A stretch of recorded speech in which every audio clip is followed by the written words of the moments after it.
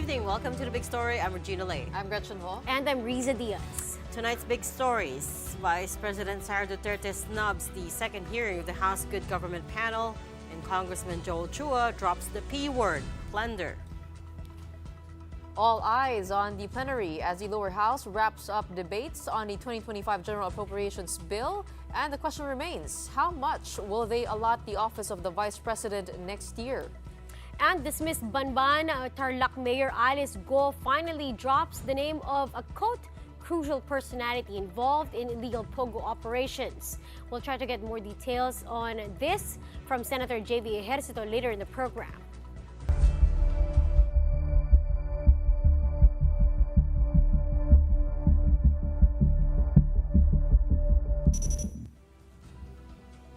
Vice President Sara Duterte was very much in the spotlight at two concurrent lower house sessions today. First, on the third day of the plenary debates for the 2025 budget, and then in the other hall at a hearing being conducted by the Good Government and Public Accountability panel. The big bombshell at the hearing came from former DepEd USEC Gloria Jumamil Mercado, who claimed that Duterte gave her envelopes of money while she was procurement head, the insinuation being they might have been bribes. Now, more alarming was Committee Chair Joel Chua saying for the first time that the amounts Duterte allegedly misused have crossed the threshold for plunder. Marian Enriquez has the big story tonight. Once again, Vice President Sara Duterte did not show up to the second hearing of the House Committee on Good Government and Public Accountability regarding the expenditures of the Office of the Vice President and the Department of Education. The OVP also did not send any authorized representative. Instead, Duterte sent a letter to Committee Chairman Joel Chua. The Vice President made 4 key points. One of her points, she claimed that the investigation was based on unfounded allegations stemming from the privileged speech of Manila Representative Rolando Valeriano. Valeriano doubted the reported beneficiaries of the OVP's programs, something Duterte said could be verified through their submitted 2025 budget proposal and COA reports. She emphasized that the hearing was unnecessary. In Congressman Chua's opening statement, he outlined the large amounts in question by COA regarding the OVP's use of its confidential funds. The 73 million pesos spent in 2022, there was issued a notice of disallowance this year, and the 164 million pesos from 2023 also flagged by COA. Chua stressed that the funds in question were significant and may have been improperly used, potentially constituting plunder. I must stress at this point that the sheer vastness of these potentially misused funds sets this matter apart from other instances of irregularity and disallowance. These amounts easily surpass the threshold for the crime of plunder under our laws. Later on, former DepEd Undersecretary Gloria Mercado gave a damning testimony. She claimed the Vice President's staff gave her wads of cash every month, the implication being they could be bribes since she was at that time the head of the procurement department of the DepEd. As head of procurement, she also had to sign checks related to confidential funds. In any case, Mercado said she received 9 envelopes in total from February until September 2023, which amounted to 450,000 pesos. All of these were handed to her by ASEC Sunshine Fajarda, who claimed that the funds came directly from Vice President Sara Duterte. Batangas Representative Jerva Luistro asked why she only started receiving such checks after she became head of procurement. Why were you so uncomfortable with the envelope when you believe that that is just an allowance? I'm 40 years in government to protect that name. Self-made po kami. I come from Samar. The reason why you are considering all these concerns is because you believe that the envelope is a bribe. Do you agree? Yes or no, ma'am? It's kind of harsh word to use, bribe, because if Or should I say, it is a means to influence your decision being the hope? It could be. Mercado added that she was forced to resign from her position in October 2023 after she objected to what seemed like cheating in the bidding process for the DepEd computerization program. She said she insisted that procurement rules should be followed when former OVP spokesperson and DepEd ASEC Ron Munsayak suggested that the bidders should just discuss among themselves to avoid wasting the 2023 funds. However, Munsayak immediately responded to this. Parang sinabi ko, mag-decide na kayo kung i-re-rebid nyo yan. Kasi kung i-re-rebid nyo yan, aabot pa yan, hindi masasayang yung 2022 funds. So I remember that, Your Honor. Ang tanong ko lang ho, ba't naman ho ako mag-uutos ng illegal sa isang USEC na head of procuring entity na may mga kasamang tao na hindi ko man lang kilala? The Vice President, in a separate press briefing outside the House of Representatives, flat out denied Mercado's allegations that she gave her money. Hindi na kami nagulat. Hindi lang siguro niya matanggap na kasalanan niya kung bakit siya pinalayas sa Department of Education. Duterte said that Mercado was removed from her position because she had lost trust in her. Dapat siguro kung mag-akusa siya ng ganyan, dapat may papel siya. Tulad ng ako, pag inaakusahan ako, pag sumasagot ako, binibigay ko yung papel.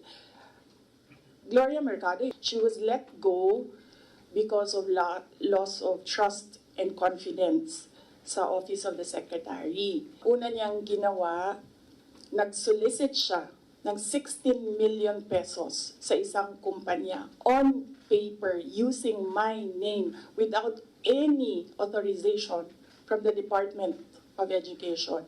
Pangalawa, noong nag-school visit ako sa Cebu, merong lumapit sa akin na teacher. Sabi niya sa akin, Inday Sara, masakit sa loob namin. Pinakwento ko siya. And then it turned out, ang HR mismo ng Department of Education, our Undersecretary, took a teacher item from Region 7, nilagay niya sa central office for a non-teaching task. Ginawa niyang executive assistant niya. Still in Congress, Mercado did not let this pass. She presented the envelopes she claimed came directly from the Vice President. So it's 9 envelopes. Kuha po yung envelope. So it says hope and the amount is there. Kasi ang sakit naman nun, ordinaryo lang akong trabahante tapos inano ka ng Vice President, di ba? It's very painful. Mercado also denied leading any solicitation, stating that only equipment was turned over to DepEd, not cash. The Good Government Committee's hearing on the budget utilization of DepEd and OVP is expected to continue even as Congress goes on break at the end of the month. For News 5, Marian Enriquez, we are One News. Over at the plenary floor, it is the last day for debate for the national budget at the House of Representatives. One by one, lawmakers slammed the absence of any representative from the OVP, and until now, the fate of our 2025 budget is still up in the air. News 5's Brian Basa joins us live from the House of Representatives for an update. Brian, magandang gabi. Tell us, how did the debates for the budget of the Office of the Vice President go, considering there was no representative from her office? Magandang gabi, Gretchen. Ladies, the scrutiny did not go as deep as expected. The Vice President maintains her office's funds are entirely in the hands of lawmakers, but, lawmakers couldn't move that much to ask questions because yung taong nanghihingi ng pondo ay wala rito sa plenaryo. That's why some representatives lament how Vice President Sara Duterte snubbed the hearings all this time. They find it offensive for the people, Filipinos, taxpayers, whose money is being used for this budget. But still, Appropriations Committee Vice Chairperson Zia Adyong had to defend the budget, even if he had to do it alone. After all, lawmakers are working double time to pass the budget. President Bongbong Marcos has certified this as urgent. Overall, the budget bill has hurdled the House on second reading. The OVP funding stands at some 730 million pesos. That's over ₱1 billion worth of cuts from the original 2 billion. Ladies, Well, talking about the Congressman Zia Adyong as budget sponsor, how did he answer questions on the floor? Was he able to defend the budget or at least appeal for a higher amount?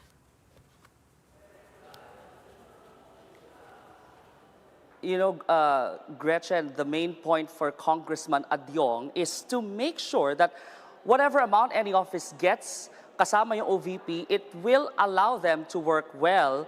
But the lawmaker admits he's having a hard time defending the OVP budget. Here's what he said. Una-una, hindi kami yung nag-prepare ng budget nila, hindi kami kasali dun sa pag-identify ng mga priority nila. It would have been easier for me, to be honest, to sponsor the budget of the OVP had they been so cooperative. No? I personally have my own concerns, no? Concerns that I would like to be clarified with.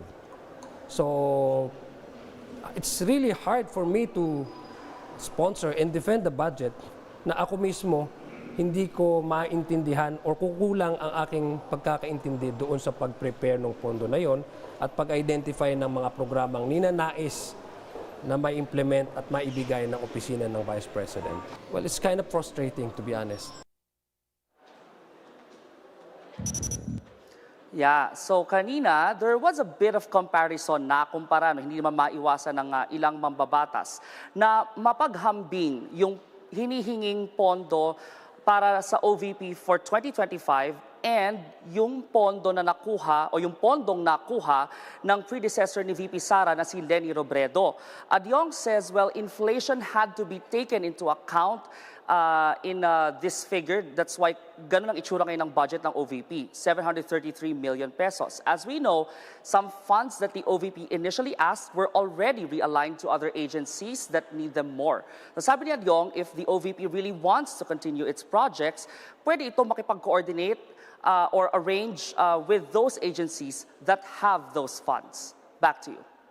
Well, we will get to know in the next days whether 730 million is the final number. In the meantime, thank you so much for those updates. News 5 correspondent Brian Basa. Now, as promised, Alice Guo has given up a name who is said to be a crucial personality in the operations of POGOs in the country.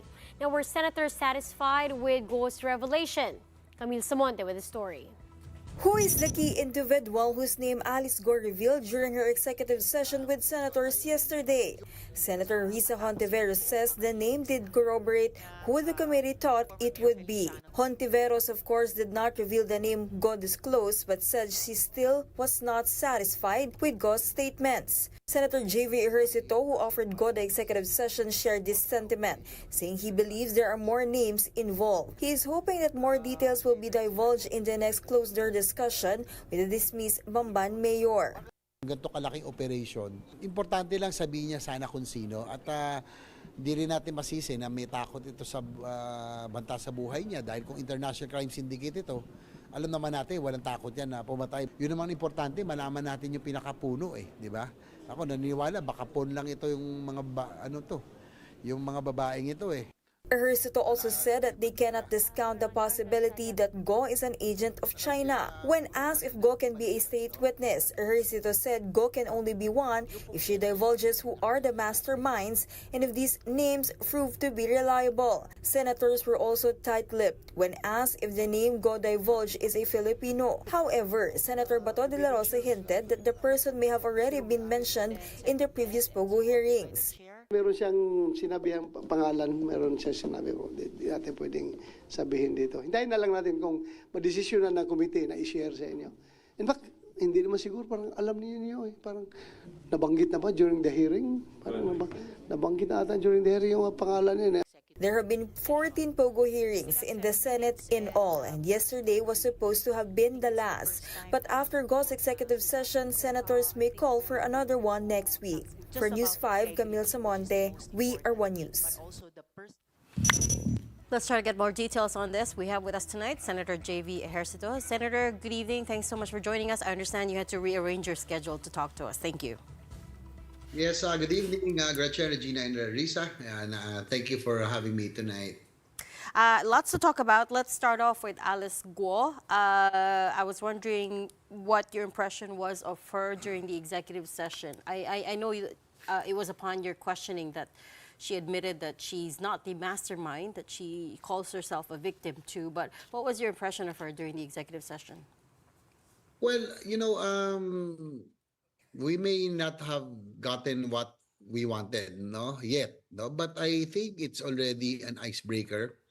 I think it will be a good start, and we just have to make her more comfortable, probably. I do understand, probably, if, as I mentioned, I do believe that she is just a pawn in a web of international crime syndicate, and there is a mastermind. There are those who are more guilty or the most guilty, and that is who we are interested to find out. And I think she is just, of course, probably scared for her life, probably because she knows too well that these trials, these syndicates are have no mercy. So probably if we can in the coming days, if she feels more secure, if we can guarantee her safety, probably she will just spill the beans and probably tell all. And she's just asking for time for her to recall everything, because she just came from a 13-hour hearing in the House of Representatives, 7 hours in the Senate, and 7 hours previously. So she was just asking for more time. Is it fair to say that the Senate believes at this point that she's not the mastermind, or is that just your own personal opinion? That is just my own personal opinion, because I'm not siding with her or sympathizing with her, but I don't think a criminal operation of this magnitude, uh, a young, they are young women, no, can be behind all of these operations. So I think it's a network of crime syndicates, no. So I'm hoping that she would really divulge, no, so that we can really put an end to these criminal activities of these pogos. Hey, Senator, what do you think led to this executive session? Is there really a change in tone of Alice Go compared to the first hearings? Ngayon po ba mas cooperative na siya, mas willing na po siya sumagot?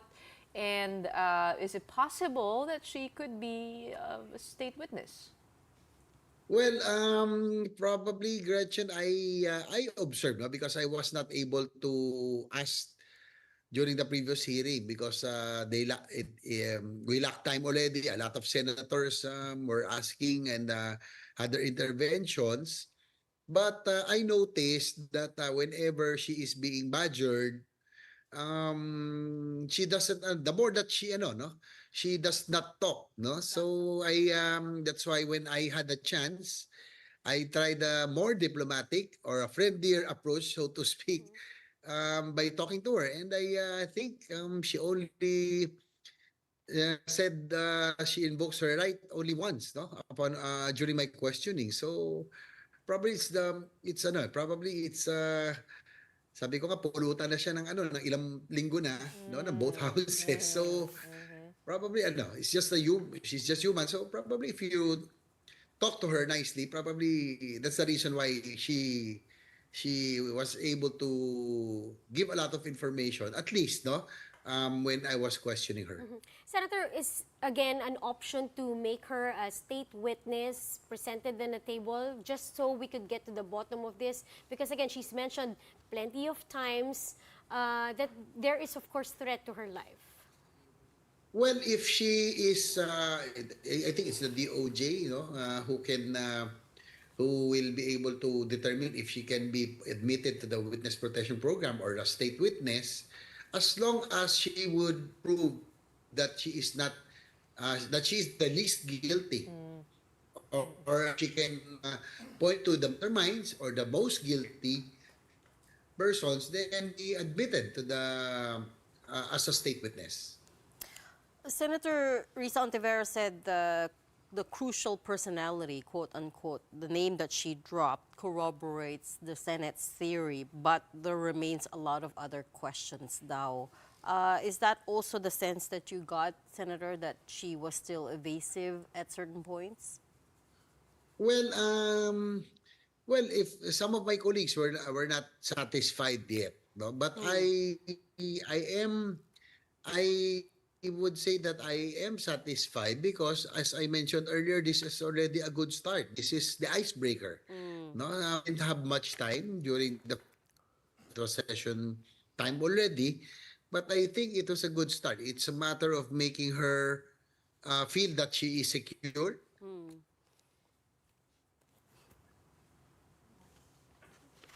Looks like we got caught. Senator JV froze there for a second. Oh, there. I think we might have probably, and so that.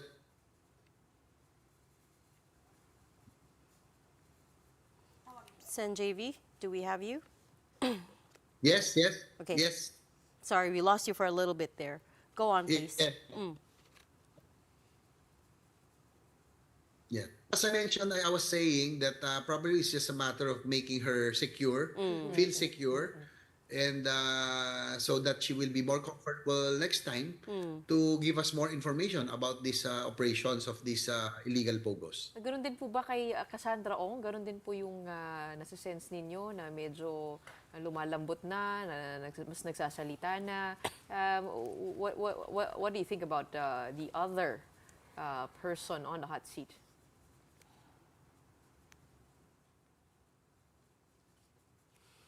I think we can assure, as I mentioned, as long as we can assure their safety and they can feel more secure. Probably it's just a matter of it's a manner of how to ask questions. So, just probably human nature. If they are being badgered, the more they are defensive and they don't talk. So siguro yun lang naman yung naging advantage, no, that I tried to be more diplomatic because I as I mentioned, I observed that the lalo silang hindi nagsasalita, the more they don't talk every time they are being badgered in both houses, not only in the Senate. Sen JV, since we have you, I wonder if we could also talk about other things. First of all, we heard that there are rumors again of a Senate coup. We've had a number of other senators reject this. What are your thoughts? What have you heard? It's persistent, no? That has been the life of the Senate, no? The leadership only serves at the pleasure of the majority. But I think, personally, because I was part of the Senate leadership under former Senate President Mig Subiri. Now I'm part of the leadership because I was asked by Senate President Escudero to join him again as Deputy Majority Leader. So I would say that I probably, if there is a move or if there is for any leadership change, I'll probably be one of the last to be offered because I'm part of the present leadership right now. My personal opinion on this issue is that the Senate presidency of Chis Escudero is just a few months old, no? So there's still what you call a honeymoon period.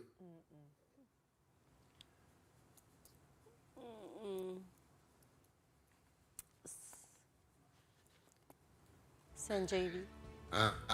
Again, any compelling reason to have a leadership change at this time. Sorry, we lost you for a little bit there, Sen JV. I wonder if you could recap again what you said about what you felt about the Senate leadership of Chis Escudero. If you could just quickly recap it for us, because we lost you for a little bit. Yes, I think at this time it's still very early. The Senate presidency of Chis Escudero is just a few months old, and there's a sort of a honeymoon period, and people would tend to give him a chance to prove his worth. So unless there is a scandal or any compelling reason for a leadership change, then then that's the only time that there will be that it would gain ground. But as of this time, I think Senate President Escudero is doing quite quite okay, no, quite well, because he's hands on, and we have passed quite a lot in the past few weeks. Senator, nagkasagutan si Senator Alan, pati si Senator Mig Zubiri. Were you there? I saw you try to referee. Siya yung referee sa pagitna nilang dalawa. Buti na lang na doon po kayo, Senator. Napakaganda Yes, po ng timing niyo. I was the smiling referee. So, well, it was well, it goes to show that that's democracy for you, no? All of us, all 24 senators we have our own opinions, we have our own views on different issues, on different matters. And sometimes we are just human, that there are issues that we are attached with or we become emotional. So probably it's just that the emotions got the better of former Senate President Mig Zubiri and Senator Alan Cayetano last night. But bottom line is all is well that ends well, and probably it's just a misunderstanding on both of them.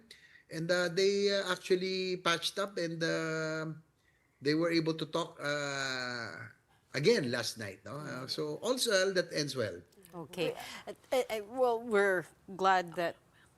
Actually, I wanted to ask one last question, because you also spoke out against the cutting of the defense budget. Parang nag-propose po si Secretary Chodoro ng 254 or 245 billion, but only 75 billion was approved under the National Expenditure Program. Is that correct?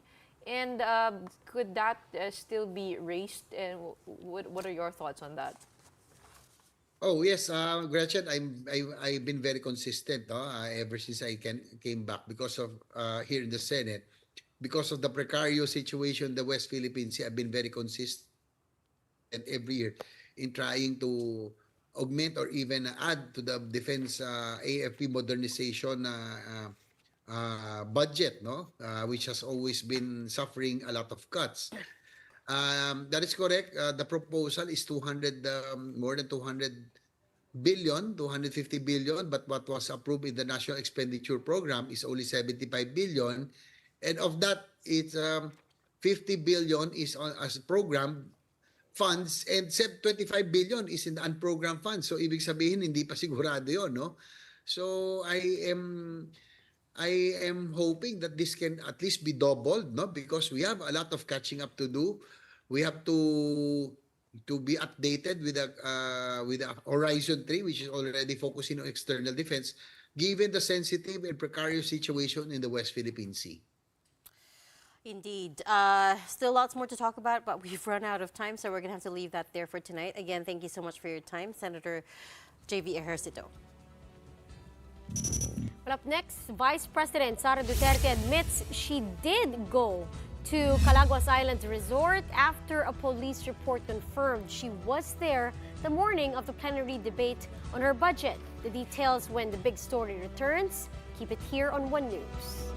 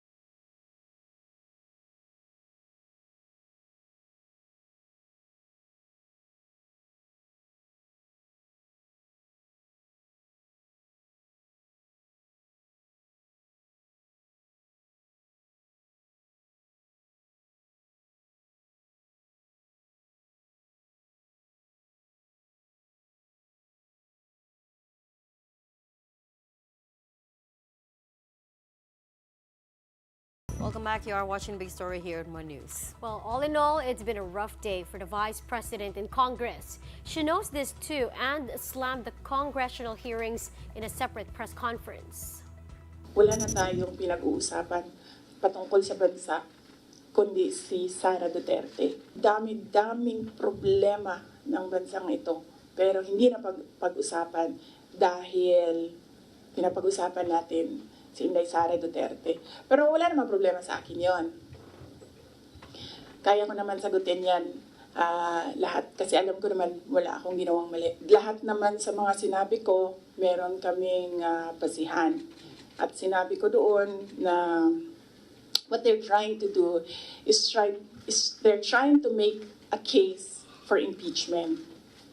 Kasi last year pa yan nila gusto talagang gawin. They're trying to make a case for impeachment.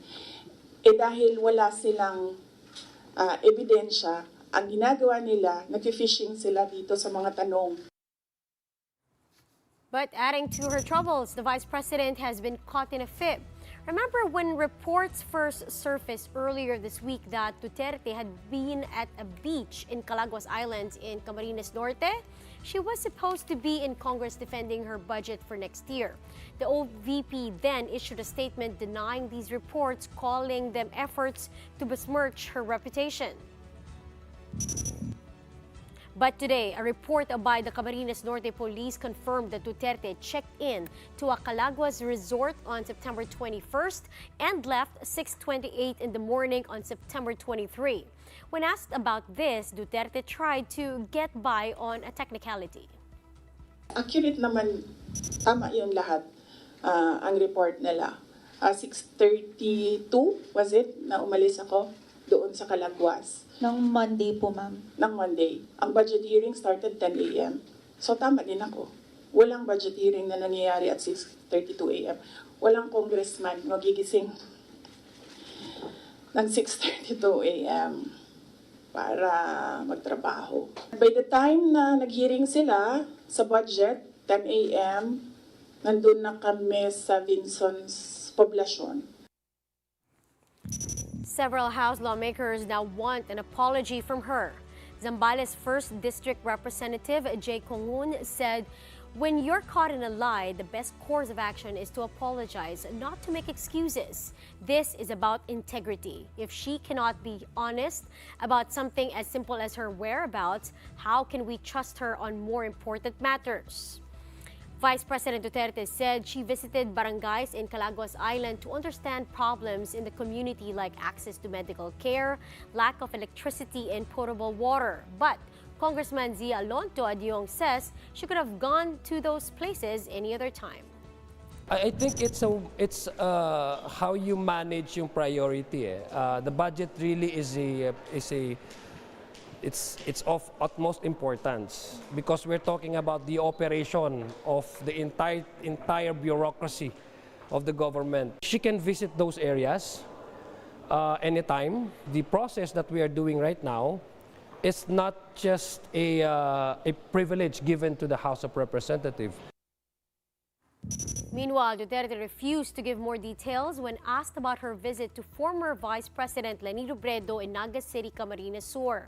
But she said it was not only Robredo that she visited, but other former vice presidents of the country as well. Isa sa mga tasks na nilista para sa akin dito sa Office of the Vice President is to visit former vice presidents doon sa mga residences nila.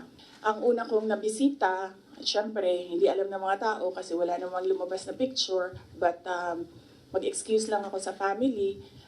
Binisita ko si former Chafisto Gingona, former Vice President Chafisto Gingona sa bahay nila. So I was welcomed there by the family. Nagkausap din kami ni Sir. And then, next was former Vice President Erap Estrada. Binisita ko din sa bahay niya. Anong purpose ng pagbibisita ko? Nagpapakilala ako sa kanila. Nagsasabi ako na ako yung Vice President. At sinasabihan namin sila as former Vice Presidents, we owe it to them na kung may kailangan sila, susuportahan namin sila, yung opisina ng OVP. And we invite them to lend us memorabilia para sa Office of the Vice President Museum. So binisita ko si former President Erap Estrada sa bahay niya. Binisita ko si former Vice President Gloria Macapagal Arroyo sa bahay niya. And then ngayon, I had the opportunity to visit Vice President Robredo sa bahay niya. So dalawa na lang, and I still have 4 years to go. Dalawa na lang ang hindi ko pa nabibisita sa bahay nila. Si former VP Binay and former VP De Castro. Vice President Sara Duterte also said she is not going to leave her office. Oh, do we have an update on the deliberations on the budget? House has passed on third and final reading the 2025 General Appropriations Act, which is 6.352 trillion pesos. And yes, they did pass. That includes the OVP budget for next year, which at the moment stands at 733 million pesos. So they it did seems not like slash it. they did not cut it further, even though Representative Franz Castro had suggested that she will propose that. She will make a motion for that. For 530, but it didn't push through. Well, as mentioned, Congress is holding marathon sessions tonight to get everything passed on time. In particular, Senate President Cheese Escudero and House Speaker Martin Romualdez have both committed to pass the 2025 national budget before Christmas break. Only after Congress passes House Bill 10800, or the General Appropriations Bill, can discussions begin in the Senate. The two leaders made a statement after attending the Legislative Executive Development Advisory Council, or LEDAC, meeting this morning at Malacanang, which was led by President Bongbong Marcos. Mamayang gabi po, maipapasa natin po yan on third and final reading and ready for transmission in short order to the Senate. Kaya itong pinaka-importanting batas na hinaharap natin po sa Kongreso, at tas yung kumpiyansa ko na ito ay may tatapos natin itong gabi.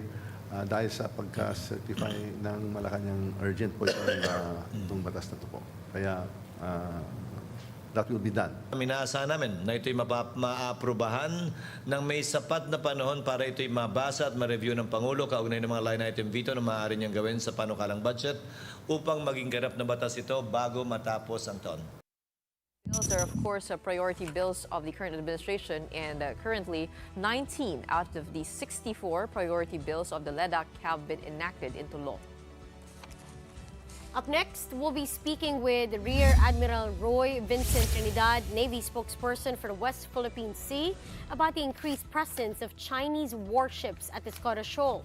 That when the big story returns. Keep it here.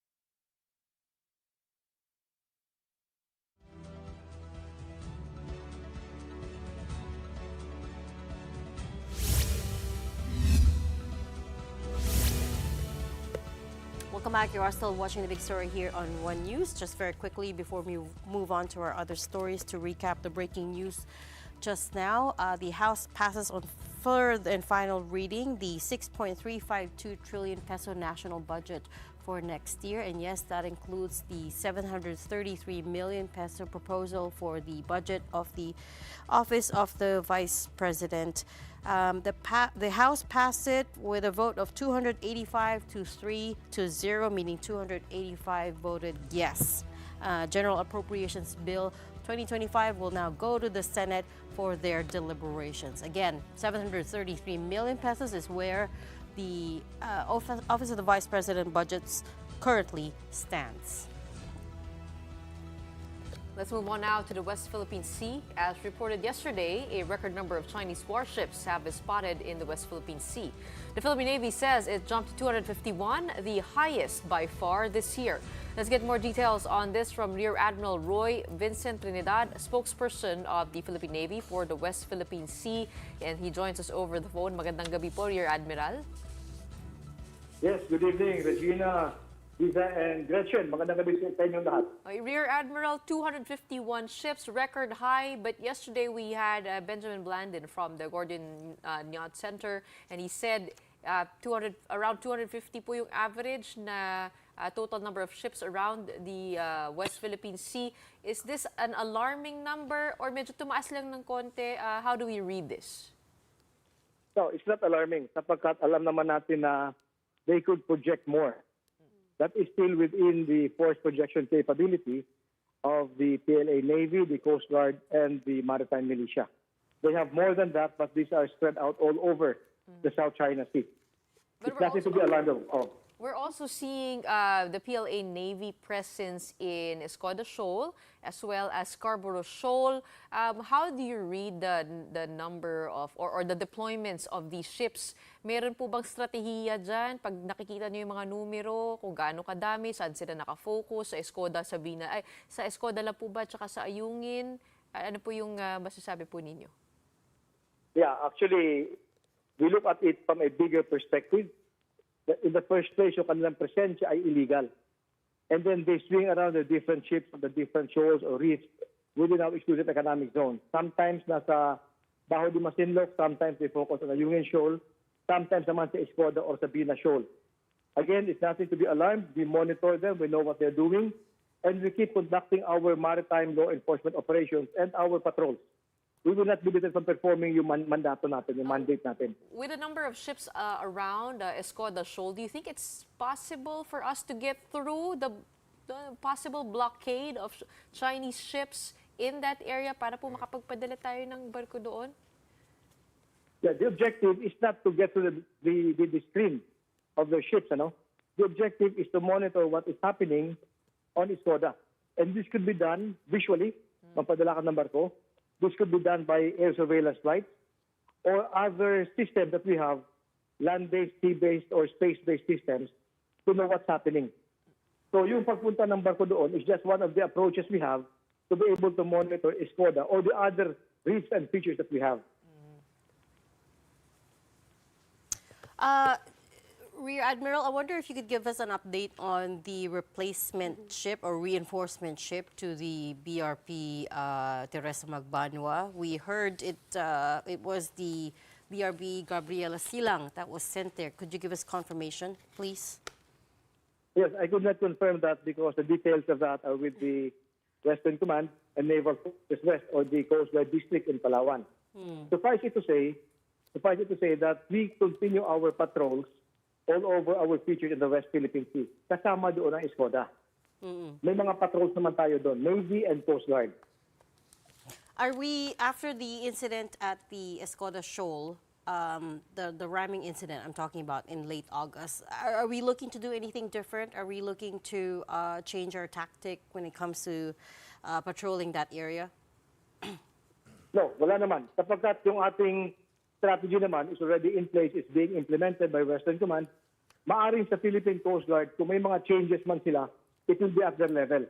But for the AFP and the Philippine Navy, Western Command is doing what it has to do when it comes to monitoring and securing our features in the West Philippine Sea. Rear Admiral, we understand that the location of Escoda Shoal is strategic because you have to pass through that area to get to Ayungin to resupply the BRP. Not only to Escoda, all over the place, Ayungin Shoal. A lot more fuel though. At alam natin, mahal yan, no? Milyones yung gasolina na papunta doon. Rear Admiral, para po mas maunawaan ng mamamayan na nanonood po sa atin, you mentioned it's not alarming, this growing number of Chinese vessels. But kayo po, sa inyo pong pananaw, why is the number increasing? Bakit po sila The number would increase, the number would decrease, depende sa ano. We have been plotting this since the first quarter of this year.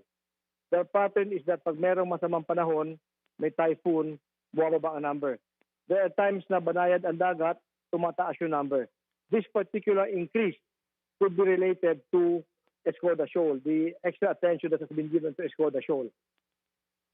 Rear Admiral, pupunta lang po ko sa kabilang dako. Dun sa Bajo de Masinloc, there is a video online, a report saying that fishermen continue to be harassed in that area. Kamusta naman po yung lagay po doon? Hanggang saan po nakakarating yung mga mangingisda? Yeah, yung mga details about all our fishermen sa Bajo de Masinloc and even sa West Philippine Sea, sa Escoda Shoal or the other features, is under the Coast Guard. The Philippine Navy, the AFP, is in support of the Coast Guard and DFARC. And we are prepared to provide any assistance if called upon. How about the research vessel that was spotted, I believe, 20-plus nautical miles from Palawan? Would we have any idea as to what they're doing there? Yes, we could only surmise kung anong ginagawa nila. But there were reports, and this was also corroborated by other reports from the ground, from our sources of information, na merong research vessel proceeding towards the southern part of Palawan.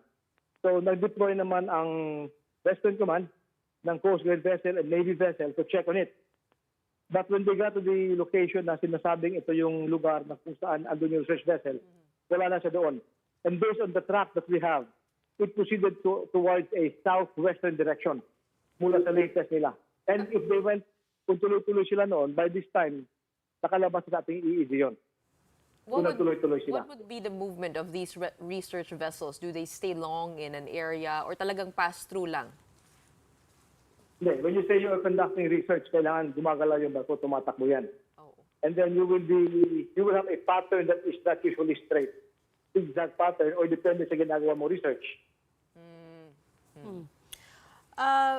A number of countries, Rear Admiral, have offered to help the Philippines with maritime cooperative activities or MCAs and also joint patrols. I wonder if you could talk us through them. Ano yung plans there?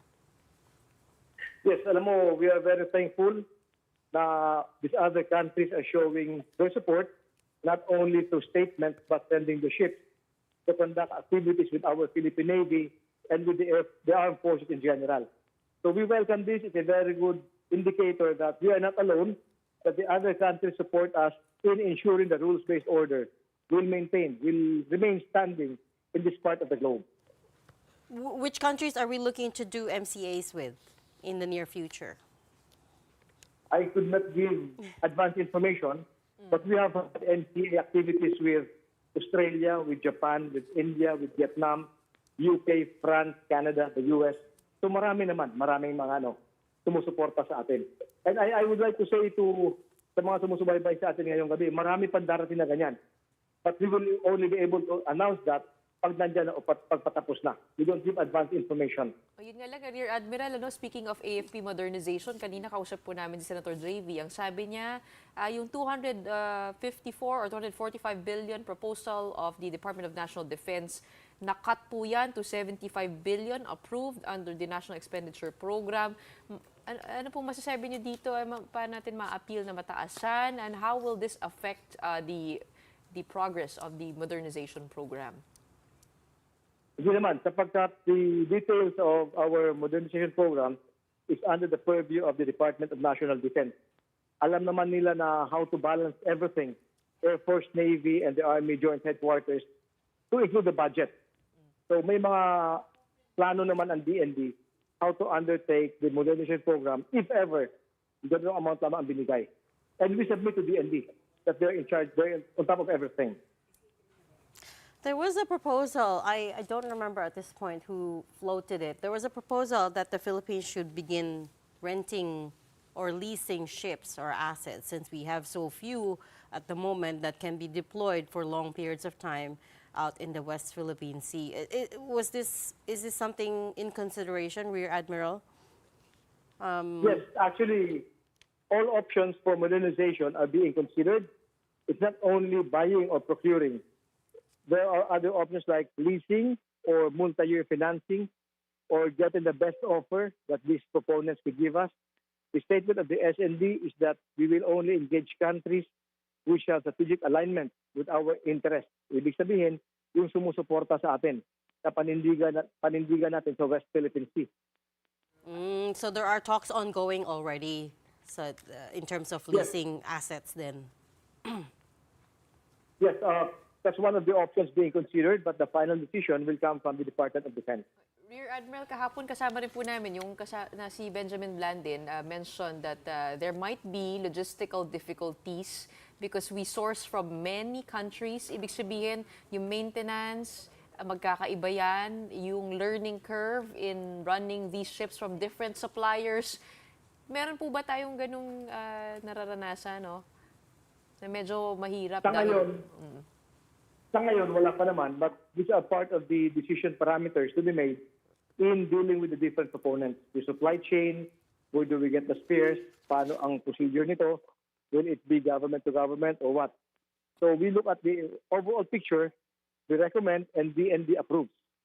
And one of the approach also is to try to look into kung kayang gawin dito sa atin, to be able to take advantage of local labor and to spur the local economy. That's correct, because before we used to build our own ships, way before. We have, we've had a history of doing that. All right, thank you so much for your time tonight and for joining us on The Big Story. We have the spokesperson of the Philippine Navy for the West Philippine Sea, Rear Admiral Roy Vincent Trinidad. Well, some good news. A House bill seeking a fresh 25-year franchise for the Manila Electric Company o Meralco has been approved by the House of Representatives on second reading. In the interpellation, lawmakers raised several issues to the bill sponsors, including the price of electricity sold by Meralco, future plans to tap nuclear energy, and other processes related to its services. Meralco supplies electricity to 25% of the Philippine population.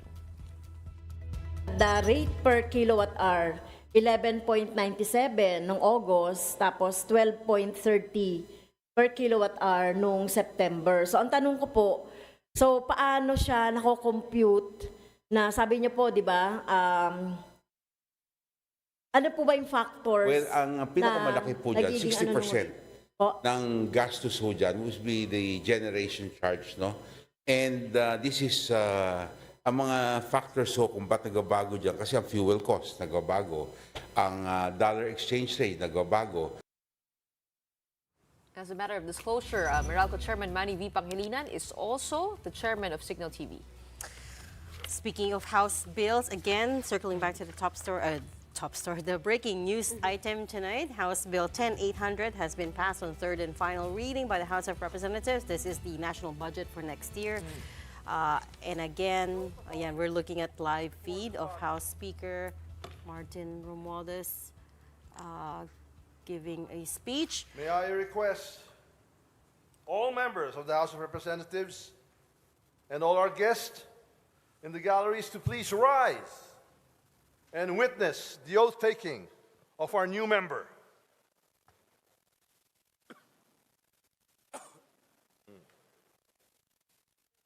They want to carry it? It's their decision. Again, it was passed. 285 voted yes, 3 voted no, and 0 abstentions. Proposed national expenditure is the biggest ever in the history of the Philippines. And again, yes, if you're wondering, it does include the budget of the Office of the Vice President, even though she snubbed and completely boycotted the plenary debates.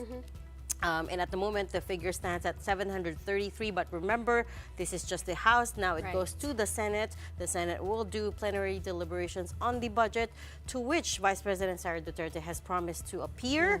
And then after that, it goes to a bicameral conference committee to reconcile both versions, and that will be the final budget for next year.